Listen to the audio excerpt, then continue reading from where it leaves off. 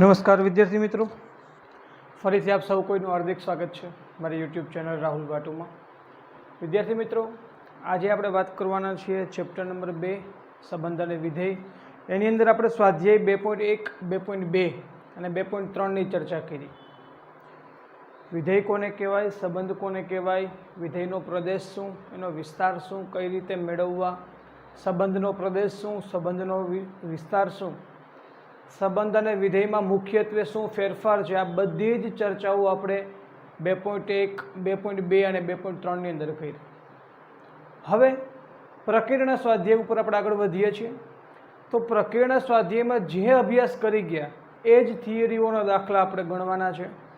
એટલે કોઈ નવી થિયરી આપણી સમક્ષ આવવાની નથી, પરંતુ જે થિયરી કમ્પ્લીટ કરી છે એ જ થિયરીને ધ્યાનમાં લઈને દાખલાઓ આપણે કેલ્ક્યુલેટ કરવાના છે. ઓકે. બીજી વાત કે ઘણા વિદ્યાર્થીઓ જોતા હશે ટેક્સ્ટ બુકમાં તો એમ થતું હશે કે સાહેબ અહીંયા તો અમને વિધેય આપેલા છે, તદૈવ વિધેય છે, અચળ વિધેય છે, બહુપદીય વિધેય છે, મહત્તમ પૂર્ણાંક વિધેય છે, માનાંક વિધેય છે, ચિહ્ન વિધેય છે. સાહેબ આ બધા વિધેયની ચર્ચા ક્યારે કરશું?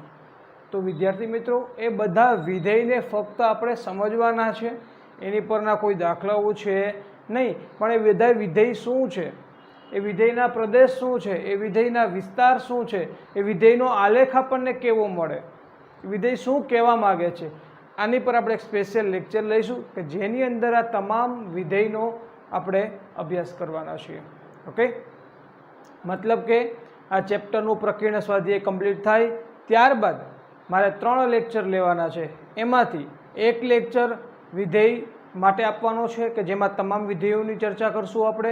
ત્યારબાદ વિધેય મતલબ કે તમને ટેક્સ્ટ બુકમાં આપેલા હમણાં જે આપણે નોટ કર્યા એ બધા વિધેયની ચર્ચા કરતો એક વિડીયો બનાવશું. ત્યારબાદ બીજો વિડીયો હશે એ આપણને કોઈ પણ પ્રકારનું વિધેય આપી દે તો એ વિધેયનો પ્રદેશ આપણા માટે કેમ મેળવવો સરળ પડે એ માટેનો એક વિડીયો હશે. અને ત્રીજો વિડીયો કે કોઈ પણ વિધેયનો વિસ્તાર હોય એ મેળવવાની વાત આવે ત્યારે વિધેયનો વિસ્તાર કેમ મેળવશું એ માટેનો વિડીયો. મતલબ કે આવા આપણે 3 લેક્ચર એક્સ્ટ્રા જોઈશું કે જે આપણા કન્સેપ્ટને અને આપણા ચેપ્ટરને એકદમ ક્લિયર કરશે. ઓકે. તો ચલો સ્ટાર્ટ કરીએ છીએ આપણે પ્રકીર્ણ સ્વાધ્યાય. ક્વેશ્ચન નંબર 1 તમારી સામે સ્ક્રીન પર દાખલો જોઈએ તો ખ્યાલ આવે કે સંબંધ એફ એ આપણને એક વિધેય આપ્યું છે, F of x is equal two થી વ્યાખ્યાયિત છે, અને સંબંધ જી જે છે આ સંબંધ એફ છે ને એ આ રીતે વ્યાખ્યાયિત છે. આ સંબંધ જી મતલબ કે આ બંને સંબંધ જ છે, વિધેય છે નહીં. ભલે સંબંધને એફથી દર્શાવ્યા, આ સંબંધને જીથી દર્શાવ્યા, અને સંબંધ કયા સ્વરૂપમાં છે અથવા કોની સાપેક્ષે છે તો કયા એક્સ એક્સ એક્સ એક્સ, આને શું કહેવાય, એક્સની સાપેક્ષે છે. અહીંયા પણ એક્સની સાપેક્ષે છે. આ એફ સંબંધ છે, આ જી સંબંધ છે, આ બે સંબંધ આ રીતે વ્યાખ્યાયિત છે. તો સાબિત કરો કે આ સંબંધ છે ને એ વિધેય બને છે. જુઓ, એફ એ વિધેય છે, એફ એ વિધેય છે અને જી વિધેય નથી. તો વિદ્યાર્થી મિત્રો, આપણે ભણી ગયા છીએ કે કયો સંબંધ એ વિધેય બનશે અને કયો સંબંધ એ વિધેય નહીં બને. એના માટેનું મેં તમને એકદમ ઇઝી આપ્યું હતું એક્ઝામ્પલ. યાદ છે કે નહીં? શું કીધું હતું મેં તમને કે દરેક સંબંધ એ વિધેય ના હોય, પરંતુ દરેક વિધેય એ સંબંધ હશે. દરેક સંબંધ એ વિધેય શા માટે ના હોય? મેં તમને કીધું કે સંબંધની અંદર તો 2-3 વખત છૂટાછેડા થાય તો ચાલે, પણ વિધેયમાં ચાલે નહીં. મતલબ કે જોડી, આપણને જે જોડીઓ આપેલી છે એ જોડીનો પહેલો ઘટક રિપીટ થવો જોઈએ નહીં. પહેલો ઘટક રિપીટ ના થવો જોઈએ. બીજી ભાષામાં, ગાણિતિક ભાષામાં કહીએ તો એવું કહી શકાય કે પ્રદેશના કોઈ એક ઘટકને અનન્ય પ્રતિબિંબ મળે તો જ તે સંબંધ વિધેય બને છે. ખ્યાલ આવી ગયો વિદ્યાર્થી મિત્રો? શું કીધું મેં? પ્રદેશના કોઈ એક ઘટકને, મતલબ કે જોડીનો પહેલો ઘટક એ ક્યાંથી આવે? પ્રદેશમાંથી આવશે. તો પ્રદેશના કોઈ એક ઘટકને અનન્ય પ્રતિબિંબ, મારો કહેવાનો મતલબ આવો છે કે તમે 2 લખ્યા છે અને 2 માટે આન્સર તમને 7 મળે છે, તો ફરી પાછા 2 માટે આન્સર 6 કે કંઈ બીજું કંઈ મળે તો વિચાર કરો કે આ પ્રદેશનો ઘટક છે અને પ્રદેશનું પ્રતિબિંબ શું મળે 7, પ્રદેશના ઘટક 2નું પ્રતિબિંબ કેટલા મળ્યા 6, તો મતલબ કે 2 ને કેટલા પ્રતિબિંબ મળે છે 2 પ્રતિબિંબ મળે. તો જો 2 પ્રતિબિંબ મળે, અનન્ય પ્રતિબિંબ મળતું નથી. અનન્યનો મતલબ શું છે? એક અને માત્ર એક. અનન્ય શબ્દ લખ્યો છે મેં, એનો મતલબ શું થાય છે? એક અને માત્ર એક. તો કોઈ પણ પ્રદેશના ઘટકને અનન્ય પ્રતિબિંબ મળે તો જ તે સંબંધ એ વિધેય તરીકે કામ કરશે. આ વસ્તુ ખાસ નોટ ડાઉન કરજો. શું લખ્યું છે મેં? પ્રદેશના કોઈ એક ઘટકને અનન્ય પ્રતિબિંબ મળે તો જ તે સંબંધ વિધેય બને છે. ઓકે, ચલો આપણે આગળ વધીએ, વિચારીએ. હવે ધ્યાન આપો કે ભાઈ આ સંબંધ જે છે એ 2 પ્રકારે છે કે ભાઈ એક્સની કિંમત તમે 0 થી લઈ અને 3 સુધી જાઓ છો તો એના માટે તમારે આ સૂત્ર વાપરવાનું, અને એક્સની કિંમત 3 થી લઈ અને 10 સુધી જાઓ તો એના માટે આ સૂત્ર વાપરવાનું છે. ટૂંકમાં આ રીતે ભાગ પાડેલા છે સંબંધ માટે. ઓકે, તો તમે એક વસ્તુ નોટ ડાઉન કરો કે ભાઈ અહીંયા 3 છે, હા, અહીંયા પણ 3 છે, તો કે હા, 3 એક એવી કિંમત છે કે જે આ ઉપરનામાં પણ આવે છે. એનો મતલબ કે એના માટે x બરાબર 3 માટે આ સૂત્ર પણ લગાડી શકાય અને x બરાબર 3 માટે આ નીચેનું સૂત્ર પણ લગાડી શકાય. તો x બરાબર 3 એ તો આપણો પ્રદેશ છે. આ સંબંધની અંદર પ્રદેશ કોણ છે? આ x ની કિંમતો જ્યાંથી તમે લ્યો એ આપણા માટે પ્રદેશ બને. તો પ્રદેશનો ઘટક કયો? તો કે 3. તો પ્રદેશના ઘટક 3 માટે જો અનન્ય પ્રતિબિંબ મળશે, એક અને માત્ર એક પ્રતિબિંબ મળશે. પ્રતિબિંબ મળવું એટલે ખ્યાલ આવે ને કે પ્રદેશનો ઘટક તમારે સંબંધમાં સૂત્રમાં મૂકી દેવાનો, અને જવાબ જો મળે એ એક જ જવાબ મળતો હોય તો ફાઇનલ થઈ ગયું કે આપેલ સંબંધ એ વિધેય છે. ઓકે, ચેક કરીએ, જરા જોઈએ.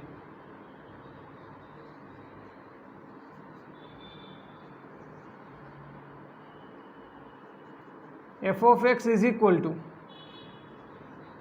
x સ્ક્વેર ક્યારે? અને f of x is equal to 3x ક્યારે? કે x ની કિંમત 3 થી લઈને 10 સુધી. ઓકે, હવે તમે જરા ચેક કરી લો. અહીંયા તો કોઈ ચિંતા જ નથી. તમે 0 મૂકશો તો 0 મળે, 1 મૂકો તો 1 મળે, 2 મૂકો તો 4 મળે. હા, અહીંયા બધી કિંમતો કેવી છે? 3 થી મોટી છે. આ 0 થી 3 સુધીના 3 થી મોટી. આપણને ડાઉટ ક્યાં લાગે? ડાઉટ ક્યાં છે? તો કે અહીંયા પણ 3 છે ને અહીંયા પણ 3 છે. જરા ચેક કરીએ. હવે તમને વ્યવસ્થિત સમજાવું એટલા માટે શબ્દનો ઉલ્લેખ કરું છું. હવે પ્રદેશના ઘટક x ઇઝ ઇક્વલ ટુ 3 માટે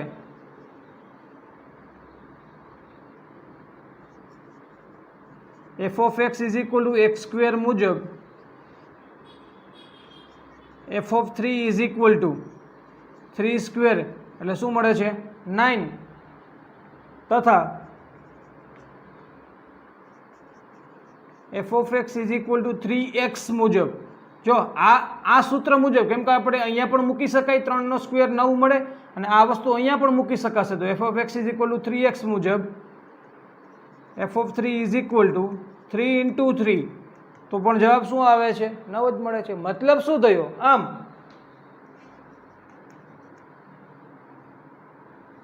x ઇઝ ઇક્વલ ટુ 3 માટે અનન્ય પ્રતિબિંબ તમે ચેક કરી શકો છો. અહીંયા પણ 9 મળે છે ને અહીંયા પણ 9 મળે છે. અનન્ય પ્રતિબિંબ f of 3 ઇક્વલ ટુ 9 મળે છે, જેથી સંબંધ f a, આ સંબંધ f a શું છે? વિધેય છે. હું વિદ્યાર્થી મિત્રો આશા રાખું છું દાખલો એકદમ સમજાણો હશે સરળ રીતે. કશું નથી ભાઈ, અહીંયા પણ 3 છે, અહીંયા પણ 3 છે, તો આ 3 ને અહીંયા મૂકો તો 9 મળે, આ 3 ને અહીંયા મૂકો તો પણ 9 મળે. મતલબ શું થયું કે આપેલો સંબંધ વિધેય ક્યારે ન મળે? કે જ્યારે અનન્ય પ્રતિબિંબ ન મળે, અલગ અલગ પ્રતિબિંબ મળે ત્યારે. હવે ચેક કરીએ, અહીંયાનો કરશો એટલે વધારે સમજાઈ જશે તમને. હવે g of x is equal two કેટલા આપ્યા છે આપણને? x square. ક્યારે? x ની કિંમત 0 થી લઈને 2 હોય ત્યારે. અને g of x is equal two 3x ક્યારે? x ની કિંમત છે 2 થી લઈને 10 સુધી હોય ત્યારે હવે ચેક તો આપણે અહીંયા જ કરવાનું છે. જુઓ અહીંયા પણ 2 માટે આ સૂત્ર લગાડી શકાય ને 2 માટે આ સૂત્ર પણ લગાડી શકાય. ઓકે, તો હવે પ્રદેશના ઘટક x ઇઝ ઇક્વલ ટુ 2 માટે ચેક કરીએ. 2 માટે g of x is equal two x square મુજબ g of 2 is equal two 2 square, answer આવે 4, તથા g of x is equal two, હવે બીજા સૂત્ર મુજબ કિંમત મૂકીએ, 3x મુજબ g of 2 is equal to 3 into 2 is equal two 6. આમ જો અહીંયા 4 મળ્યા છે, અહીંયા 6 મળ્યા છે, મતલબ કે પ્રદેશનો ઘટક તો એકનો એક જ છે ને, પ્રદેશનો ઘટક તો એકનો એક છે. તો આ સંબંધને જ્યારે દર્શાવવાની વાત આવશે ત્યારે આવું થશે, 2 4, 2 માટે તમને 4 પણ મળ્યા અને 2 માટે તમને 6 પણ મળ્યા. તો વિદ્યાર્થી મિત્રો આવું રિલેશનમાં સાચવું પડે. આ સંબંધ કહેવાય, સંબંધ આને વ્યાખ્યાયિત થયું એમ કહી શકાય, પરંતુ ફંક્શન એટલે વિધેય વ્યાખ્યાયિત થયું એમ કહી શકાય નહીં. કારણ કે આપણે મુખ્ય શરત જ એ છે કે ભાઈ જોડીના પહેલા ઘટક માટે તમને અનન્ય પ્રતિબિંબ મળવું જોઈએ. મતલબ કે થોડી વાર પહેલાં તમે એમ કહો છો કે હું ભાઈ 2 મૂકું છું તો મને જવાબ 4 મળે છે, અને થોડી વાર પછી તમે એવું કહો છો કે હું 2 મૂકું તો મને જવાબ 6 મળે. આવું વિધેયમાં ચાલે નહીં, કારણ કે એક વિધેય જે છે એક સૂત્ર તરીકે કામ કરે અને સૂત્રમાં એવું બની શકે નહીં. તો આટલી સરળ રીતે મેં તમને સમજાવ્યું છે વિદ્યાર્થી મિત્રો. ઓકે, તો હવે હું શું લખીશ અહીંયા કે આમ x ઇઝ ઇક્વલ ટુ 2 માટે અનન્ય પ્રતિબિંબ મળતું નથી, જેથી સંબંધ g એ વિધેય નથી. ઓકે, અને વિદ્યાર્થી મિત્રો આપણા મગજની અંદર કન્સેપ્ટ ક્લિયર હોવો જોઈએ. કન્સેપ્ટ ક્લિયર હોય પછી જે લખાણની વાત આવે એ લખાણ આપણે થોડુંક મૌલિકતાથી લખશું. ઓકે, આમાં તમે ચેક કરી લેજો, કોઈ પણ રેફરન્સ બુકની આ કોપી કરેલી નહીં હોય, એક બી ગેરંટી મારી, એક બી રેફરન્સ બુકની કોપી કરેલી નહીં હોય. આ બધું મૌલિકતાથી લખેલું છે, તો આ આપણે ટેવ પાડવાની છે. પણ એના માટે શું ક્લિયર હોવું જોઈએ? કન્સેપ્ટ ક્લિયર હોવું જોઈએ. વિધેય અને સંબંધ વચ્ચે શું ફેરફાર છે. બીજી વાત કે જે લખાણ છે એમાં જરૂરી માહિતી આવી જવી જોઈએ. મેં તમને પહેલાં જ લખીને કીધું કે ભાઈ અનન્ય પ્રતિબિંબ મળશે, પ્રદેશના કોઈ ઘટક એક્સની કિંમત માટે અનન્ય પ્રતિબિંબ મળે તો સાબિત થઈ ગયું સંબંધ એ શું કામ કરે છે? વિધેય તરીકે કામ કરે, નહીંતર એ વિધેય થશે નહીં. ઓકે, ક્વેશ્ચનને નોટ ડાઉન કરી લો. ચલો વિદ્યાર્થી મિત્રો, ત્યારબાદ ક્વેશ્ચન નંબર 2 જોઈએ. તો આપણને એક વિધેય આપી દીધું છે, જો f of x is equal two x square, તો આપેલી આ વસ્તુ આપણે મેળવવાની છે. તો જ્યારે ચેક કરીએ આપણે કે ભાઈ f ઓફ 1.1, f ઓફ 1 ને 1.1 માઇનસ 1, રાઈટ. તો એક કામ કરીએ આપણે કે f ઓફ 1.1 આ વસ્તુ જો આપણે મેળવવી હોય તો f ઓફ 1.1 આનો મતલબ શું થયો કે વિધેયમાં તમે x ને દૂર કરી દો, x ને દૂર કરીને ત્યાં કોને મૂકી દો? 1.1. તો વિધેયમાંથી તમે x ને દૂર કરો અને 1.1 મૂકો એટલે શું થાય? 1.1 સ્ક્વેર થાય કે ના થાય? ત્યારબાદ આવી જાઓ minus f of 1, f of 1 x ને દૂર કરી 1 મૂકી દો, અહીંયા 1 મૂકશો એટલે શું થશે? અહીંયા 1 સ્ક્વેર થશે, રાઈટ. નીચે આવી જાઓ 1.1 માઇનસ 1. ઓકે, ઘણા શું કરશે? ઘણા બધા વિદ્યાર્થીઓ શું કરશે? 1.1 નો સ્ક્વેર કરશે. ભાઈ 11 નો સ્ક્વેર 121 થાય, 11 નો સ્ક્વેર 121 થાય એટલે આન્સર આવે 1.21.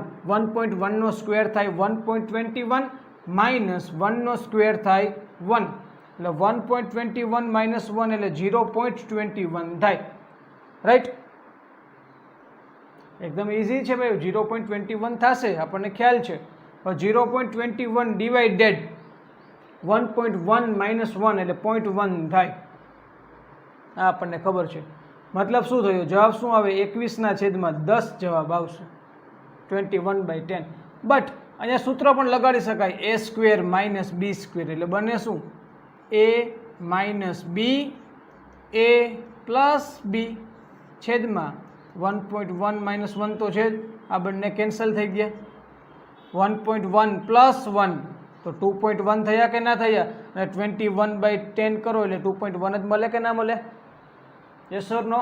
તો આપણને આન્સર મળી જાય છે. તમે કોઈ બી રીતે કરો, મને તો આ દેખાઈ ગયું ભાઈ, હે, એટલા માટે મેં આ વસ્તુ યુઝ કરેલી છે. ઓકે, ચલો ત્યારબાદ જોઈએ ક્વેશ્ચન નંબર 3. આપણને એક વિધેય આપેલું છે. આ વિધેયનો પ્રદેશ, બહુ ઇન્ટરેસ્ટિંગ વસ્તુ એવી છે ભાઈ, એકદમ ઇન્ટરેસ્ટિંગ વસ્તુ. મેં તમને શું કીધું હતું? પ્રદેશ મેળવવાની વાત આવે તો ભાઈ પહેલાં તો એ વર્ગમૂળ છે, વર્ગમૂળ નથી તો એની વાત તો આપણે મગજમાં રાખવાની નથી. બાકી શું હતું એના માટે કે ભાઈ વર્ગમૂળની અંદર રહેલી વસ્તુ કોઈ દિવસ ઋણ થવી જોઈએ નહીં. ચલો એના પછી શું હતું? અંશમાં તો ગમે તે થઈ ચાલે, એટલે અંશની તો ક્યારેય ચિંતા જ નહીં કરવાની.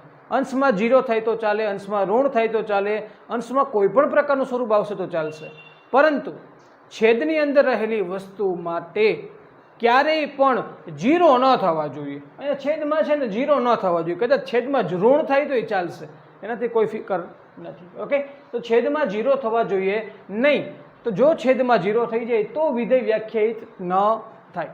એટલા માટે એનું સોલ્યુશન આપણે કઈ રીતે આપશું? ધ્યાન આપજો. વિધેય f વ્યાખ્યાયિત બને તે માટે, વિધેય f વ્યાખ્યાયિત બને તે માટે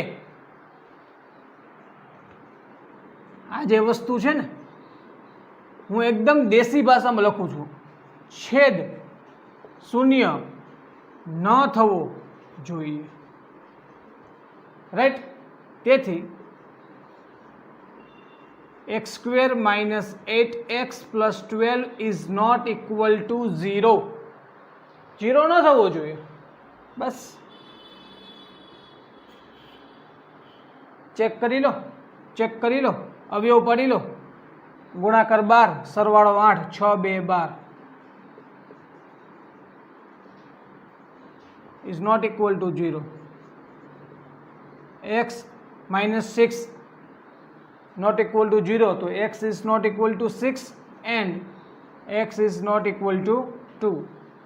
તેથી મતલબ કે જો તમે x ની કિંમત 6 રાખશો તો છેદ 0 થશે, x ની કિંમત 2 રાખશો તો છેદ 0 થશે. તમે અહીંયા નોટ ઇક્વલ ટુ 0 લઈને આગળ વધ્યા તો નોટ ઇક્વલ ટુ, તમને એવું સામેથી કહી દેશે કે 6 ન રાખો, 2 ન રાખો. તમે ઇક્વલ ટુ 0 લઈને આગળ વધશો તો આપણે સમજી જવાનું કે ભાઈ x બરાબર 6 રાખશું તો છેદ 0 થઈ જશે, x બરાબર 2 રાખશું તો છેદ 0 થશે. મતલબ કે 6 અને 2 લેવાના નથી. તેથી વિધેય f નો પ્રદેશ, તમને થોડુંક હજુ પણ વ્યવસ્થિત સમજાવું દેશી ભાષામાં. આમ x બરાબર 2 6 સિવાય કોઈ પણ કિંમત માટે વિધેય f વ્યાખ્યાયિત થાય છે. સમજાય છે? ફક્ત આ 2 અને 6 આ બે કિંમતોને બાદ કરી નાખો તમે તો કોઈ પણ કિંમત માટે વિધેય f વ્યાખ્યાયિત થાય છે. તેથી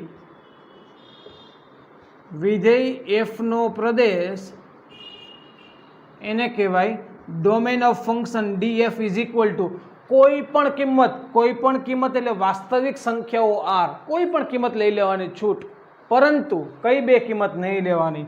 કે એમાંથી માઇનસ કરી નાખો 2 અને 6 ને, તો આ 2 અને 6 સિવાયની કોઈ પણ કિંમત લેવાની આપણને છૂટ છે. તો આ માટે આ આપણો થઈ ગયો વિધેયનો પ્રદેશ. ઓકે, ચલો ક્વેશ્ચનને નોટ ડાઉન કરી લો.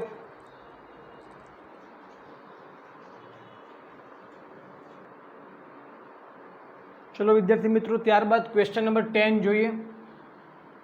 તો જો શું કહે છે આપણને ગણ a ગણ b આપી દીધા છે. 1 2 3 4 1 5 9 11 15 16 અને વિધેય આપ્યું છે f. f is equal two 1 5. જો જોડીનો પહેલો ઘટક ક્યાંથી છે? a માંથી છે. જોડીનો બીજો ઘટક b, 2 9 જોડીનો પહેલો ઘટક a, બીજો ઘટક b, 3 1 પહેલો ઘટક a, બીજો ઘટક b, 4 5 પહેલો ઘટક a, બીજો ઘટક b, 2 11 પહેલો ઘટક a અને બીજો ઘટક b. પહેલા આપણે આપણી રીતે જોઈ લઈએ કે ભાઈ આ સંબંધ છે કે વિધેય છે, જરા ચેક કરીએ. ઓકે, હવે ચેક કરો, ધ્યાન આપો કે ભાઈ 1 5 2 9 3 1 1 2, જો ચેક કરો અહીંયા બે મૂક્યા ને તો 2 9 2 11, તો જોડીના પ્રથમ ઘટક માટે બે પ્રતિબિંબ મળે છે.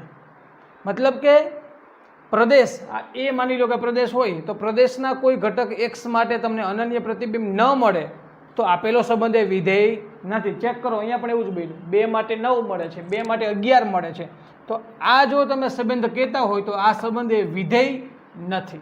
ઓકે, ચલો બીજી વાત કે પહેલા ઘટક જે છે 1 2 3 4 2, તો 1 2 3 4, તો પહેલા ઘટક જે છે એ બધા ઘટક a માંથી છે અને 5 9 1 5 9 11 તો બીજા ઘટક છે એ બધા ગણ b માંથી છે.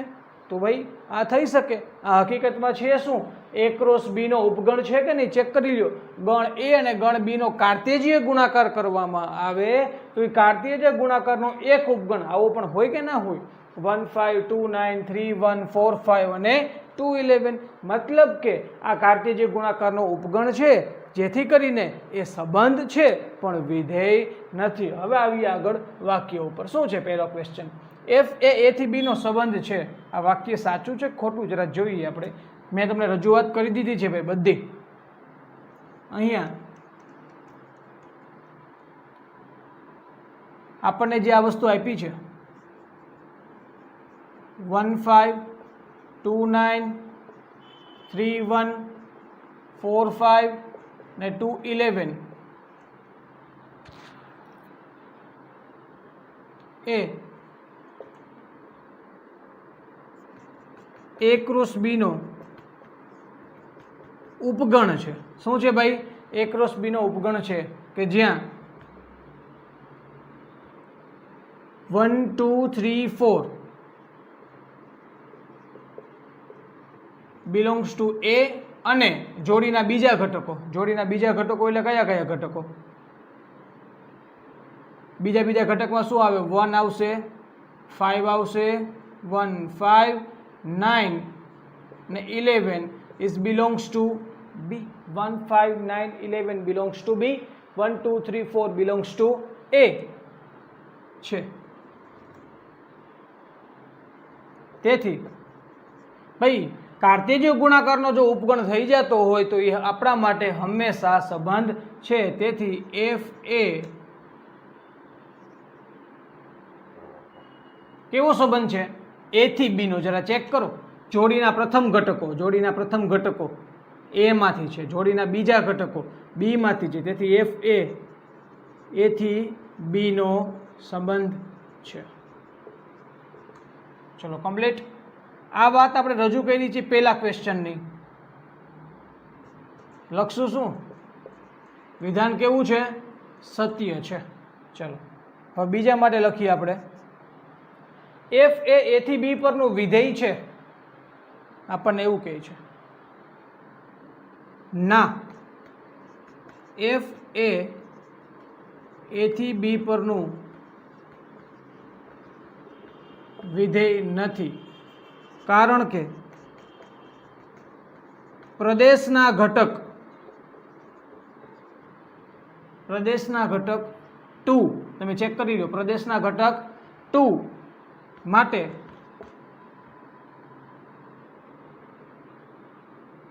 બે પ્રતિબિંબો 9 તથા 11 મળે છે, જેથી કોઈ પણ અનન્ય પ્રતિબિંબ મળવા જોઈએ પણ અનન્ય પ્રતિબિંબ નથી મળતા, જેથી f એ વિધેય નથી. એટલે બીજું વિધાન જે છે એમાં શું આવશે, જવાબ અસત્ય છે. સમજાઈ ગયું વિદ્યાર્થી મિત્રો? તમે ચેક કરી શકો છો. અહીંયા 2 માટે 9 પણ મળે છે અને 2 માટે 11 પણ મળે છે. તો આપેલો આ સંબંધ એ વિધેય કહેવાય નહીં. ચલો નોટ ડાઉન કરી લો.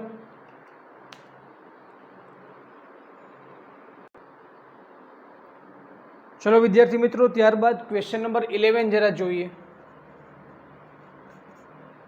F A Z cross Z નો ઉપગણ છે. હવે આપણને એફ જે આપ્યા છે એ ઝેડ ક્રોસ ઝેડ નો ઉપગણ છે. અહીંયા તમે જોઈ શકો છો પહેલો ઘટક શું છે એ બી, બીજો ઘટક શું છે એ પ્લસ બી. પહેલા ઘટક માટે એ અને બી નો ગુણાકાર કરવાનો, બીજા ઘટક માટે બેનો સરવાળો કરવાનો. અને આ બંને એ અને બી લેવાના ક્યાંથી? ઝેડમાંથી. ઝેડ એટલે કે પૂર્ણાંક સંખ્યા ગણ. તો આખો આ એફ જે છે એ ઝેડ ક્રોસ ઝેડ નો ઉપગણ છે.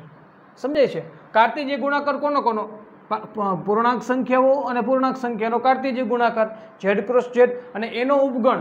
મતલબ કે આપણને એક સંબંધ આપેલો છે. તો આપેલો આ સંબંધ ઝેડથી ઝેડનું વિધેય બને છે. આપેલો સંબંધ એ ઝેડથી ઝેડનું વિધેય છે કે નહીં એ આપણે ચેક કરવાનું છે. રાઈટ? તો તમારા જવાબની સત્યાર્થતા ચકાસવાની છે આપણે. કશો વાંધો નહીં, જોઈએ આપણે. એફ એ ઝેડ ક્રોસ ઝેડનો અથવા તો ઉપગણ છે ને આ રીતે જ લખી દઉં કે F is subset of Z cross Z તથા F is equal to A B and A plus B where A B belongs to Z. તમે આ એ અને બીની કિંમત ઝેડમાંથી લ્યો તો આ રીતે તમને એક સંબંધ આપેલો છે.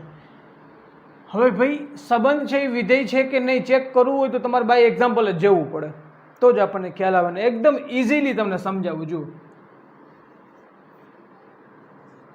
ઉદાહરણ દ્વારા સમજતા a ઇઝ ઇક્વલ ટુ 0 કે જે હકીકતમાં કેમાંથી છે? Belongs to Z. અને b is equal two 0 belongs to Z લેતા f ઇઝ ઇક્વલ ટુ તમે આ પણ એ ની કિંમત પણ 0 લ્યો અને બી ની કિંમત પણ 0 લ્યો તો 0 × 0 એટલે કેટલા થયા? અને 0 + 0 એટલે કેટલા થયા? થાય કે ના થાય?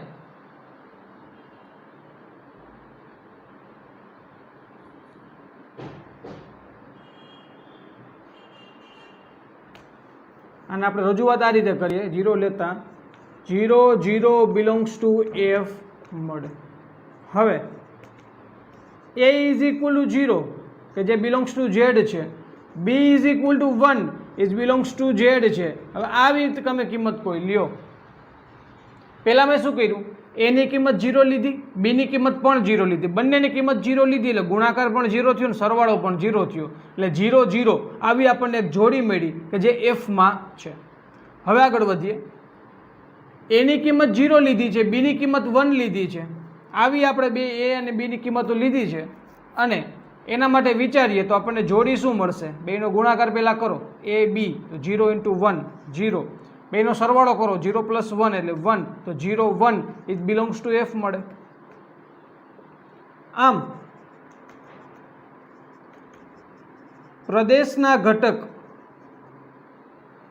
0 માટે અનન્ય પ્રતિબિંબ નથી. જો ભાઈ અહીંયા તમને 0 માટે 0 મળ્યા તો અહીંયા 0 માટે 1 મળે છે. 0 માટે અનન્ય પ્રતિબિંબ નથી મળતું. તેથી આપેલ સંબંધ f એ વિધેય નથી અથવા તો z થી z પરનું વિધેય કહેવાય નહીં. ચલો રેડી? મેં શું કર્યું ભાઈ? અહીંયા ખાસ મહત્વની જો કોઈ વાત હોય તો આ છે. મેં જે એક્ઝામ્પલ લઈને આખી વસ્તુ ક્લિયર કરી છે એ તમારી સામે છે કે ભાઈ એક વખત મેં a ની કિંમત 0 લીધી, b ની કિંમત 0 લીધી, જે બંને z ના જ ઘટકો છે. એવી જ રીતે a = 0 અને b = 1 લીધા, એ પણ z ના જ ઘટકો છે. તો અહીંયા 0 માટે 0 મળ્યા, 0 માટે 1 મળ્યા. આવું વિધેયમાં ચાલે નહીં. એટલા માટે આપેલો સંબંધ એ વિધેય નથી. નોટ ડાઉન કરી લો. ચલો વિદ્યાર્થી મિત્રો, ત્યારબાદ ક્વેશ્ચન નંબર 12 જોઈએ. તો આપણને એવું કીધું છે કે ગણ એ આપી દીધા છે 9 10 11 12 13 અને વિધેય આપ્યું છે એફ, એ થી એન, તો F of N is equal to એનનો મહત્તમ અવિભાજ્ય અવયવ છે, તો આ એફનો વિસ્તાર મેળવવાનો છે આપણે, રાઈટ. ચાલો, આપણને જે આપ્યું છે એફ કેવા આપ્યા છે, એ થી એન પર, અને આ એફ ઓફ એન શું છે, એનનો મહત્તમ અવિભાજ્ય અવયવ, એનનો મહત્તમ અવિભાજ્ય અવયવ. તો ભાઈ આ એનની જે કિંમત છે એ ક્યાંથી આવતી હોય, એમાંથી આવે. ક્યાંથી આવે, એમાંથી, રાઈટ. તેથી તમે એફ ઓફ પેલા 9 મૂકી દો, 9, તો આનો મતલબ શું થયો, 9નો મહત્તમ અવિભાજ્ય અવયવ. એટલે હું બધી વખતે આ રીતે નહીં લખું, આ રીતે કરી નાખીશ, બરોબર. આ 11 નથી, સમજાય છે ને. તો જવાબ શું આવશે ભાઈ, 9નો મહત્તમ અવિભાજ્ય અવયવ તમે કરો એટલે તમને ખ્યાલ આવે શું થાય, 3 ગુણ્યા 3, જવાબ 3 આવે કે ના આવે. 9નો મહત્તમ અવિભાજ્ય અવયવ 3 ગુણ્યા 3, મોટામાં મોટો અને પાછો અવિભાજ્ય હોવો જોઈએ, તો 3 ગુણ્યા 3. ખ્યાલ આવે છે ને ભાઈ, 9ના અવયવ પાડો તો ખ્યાલ આવે તમને, 1 મળે, 3 મળે, 9 મળે. તો 3 ગુણ્યા 3 કરશો એટલે 3 મોટા મોટો અવયવ થાય. આ 9 જે છે મોટા મોટા છે પરંતુ અવિભાજ્ય નથી. એવી રીતે 9 પછી વારો લઈએ 10નો, તો 10નો મહત્તમ અવિભાજ્ય અવયવ કશો વાંધો નહીં, લખીએ છીએ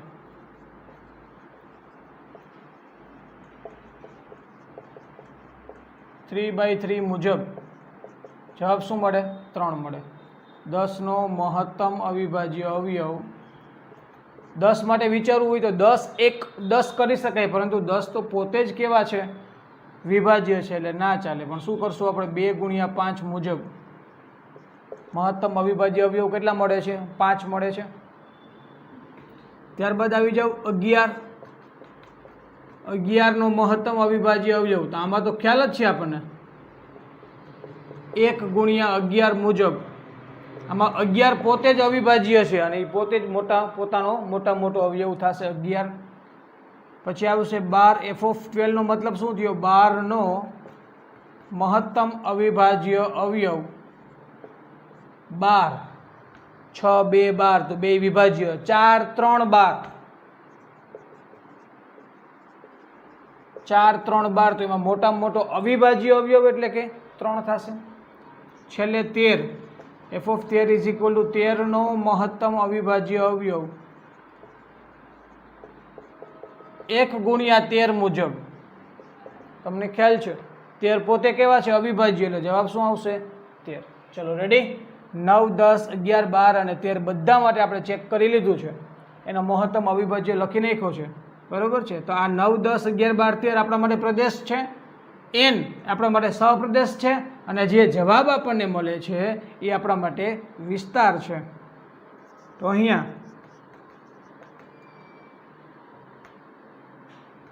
પ્રદેશ બધાનું રિવિઝન થઈ જાય. પ્રદેશ એટલે કે domain of function D F is equal to A is equal to 9 10 11 12 અને 13.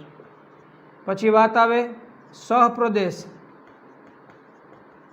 એને કહેવાય codomain of function is equal to N છે. કેટલા છે, એન. અને ત્યારબાદ આવે વિસ્તાર, એને કહેવાય range of function R F is equal to 3. જો રેન્જમાં શું મળે, 3 મળે છે, પછી 5 મળે છે, રાઈટ. પછી પાછા 3 ના લખવાના હોય, 11 મળે અને 13 મળે છે. ચલો, આ આપણા માટે વિસ્તાર થયો, આ આપણા માટે જવાબ છે. ઓકે વિદ્યાર્થી મિત્રો, તો દાખલાને અહીંયા સુધી રાખીએ છીએ. Okay, thank you.